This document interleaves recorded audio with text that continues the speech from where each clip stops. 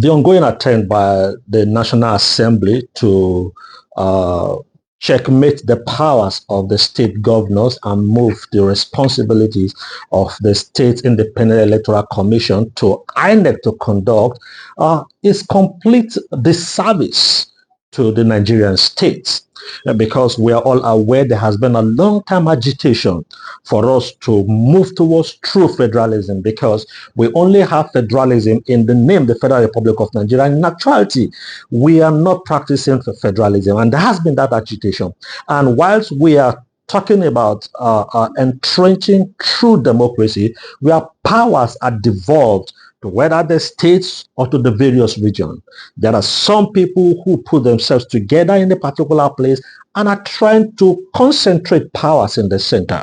Now, if you have any fault, and I don't doubt it, with the state independent electoral commissions as controlled by the various state governors, because it is saying that everywhere you have local government election, the party that's in control of that particular state win almost 100% of all the seats, which means there is no transparency, which means it is not independent of the strings of the state's government. Yeah, it is good to amend the laws, but it is wrong. It's against the tenets of federalism for us to move the powers to the center. Now the question is, what business has Abuja with local government election in Lagos?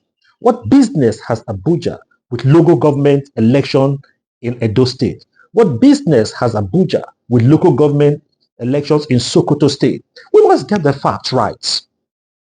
Even INEC as it is today, the cry is that INEC is over-bloated. It should be unbundled. Whilst we're talking about unbundling INEC, some persons are considering the fact of making INEC very powerful. Now, let me ask this.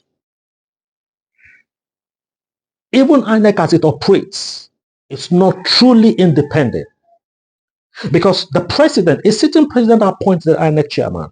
A sitting president appoints the national commissioners of INEC. A sitting president appoints the resident electoral commissioners in an election that he will be an interested party. It does not give room for transparency. It is not enough to talk about financial autonomy for INEC. We must also talk about administrative autonomy. The man who will take part in the election should not have the responsibilities of appointing the superintendent of that body that will manage this election because of what we call vested interests. So we must get it clear. So there is no reason why we're talking about even INEC, the law setting up INEC to be amended. You're not talking about moving certain responsibilities to INEC to conduct local government election. So, for instance, let's take it for instance. If there is a sitting government at the center that has interest to control certain forces in a particular state, is it possible that such a power-drunk president could use the instrumentality of the federal INEC to control what happens? So I think if we have problem with state governors, we can amend that law and remove the powers of the state governor to appoint the chairman of SEC in their various states, remove the powers of the state governments to appoint the commissioners of SEC in their various states, also remove the powers of the president to appoint the chairman of INEC, remove the powers of the president to appoint the national commissioners and the resident electoral commissioners. We must truly understand that Nigeria, it's a democracy. We are building a democracy, and when we are building a democracy, we can't afford to move one step forward and 5 steps backwards. What the National Assembly is trying to do to shift the responsibility of conduct of local government election to the center is moving us 5 steps backward. We're talking of devolution of powers. If we truly devolve powers to the states and to the various regions, what has Abuja got to do with what my region or your region is doing? Absolutely nothing.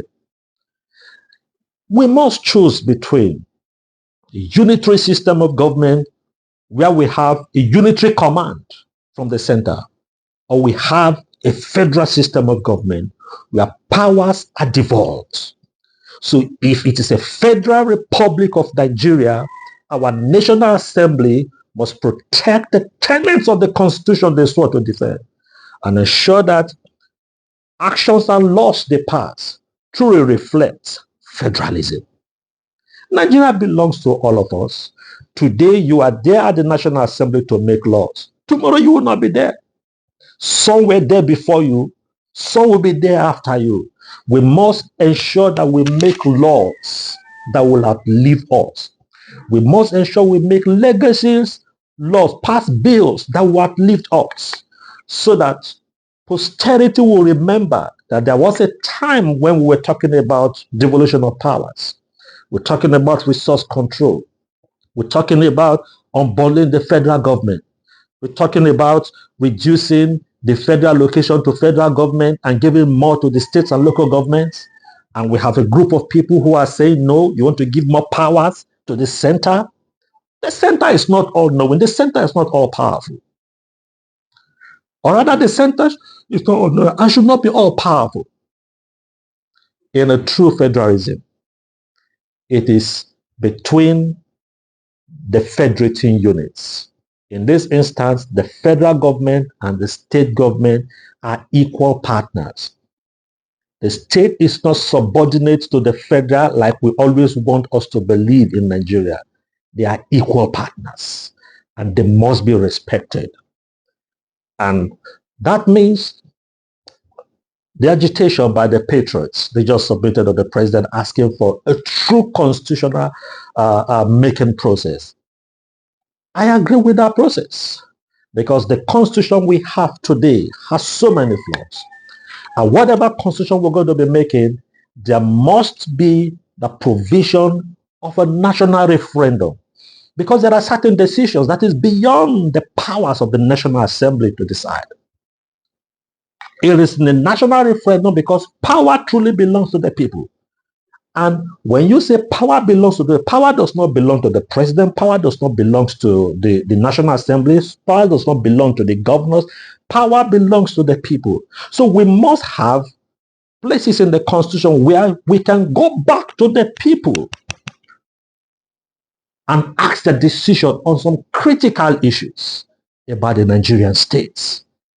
That is the only time we can be saying that we are making progress democratically. And I think it will be a legacy for this government to be the one that would champion the true devolution of powers, that would champion the true spirit of resource control, that would champion the liberation of the local governments, that would champion the independence of institutions from state control. Because like one US president once said, what we need in Africa are strong institutions, not strong people. The president today might be a man who has great political knowledge. He will not be the president forever. And laws should never be made because of now. Laws should be made because of tomorrow, because of the future. If the man is no longer there tomorrow, will these variables on the table still apply? What if the country falls into the hands of one who has a tendency for dictatorship? So we must be careful how we craft our laws and ensure that it reflects the authority and the powers that truly belongs to the people.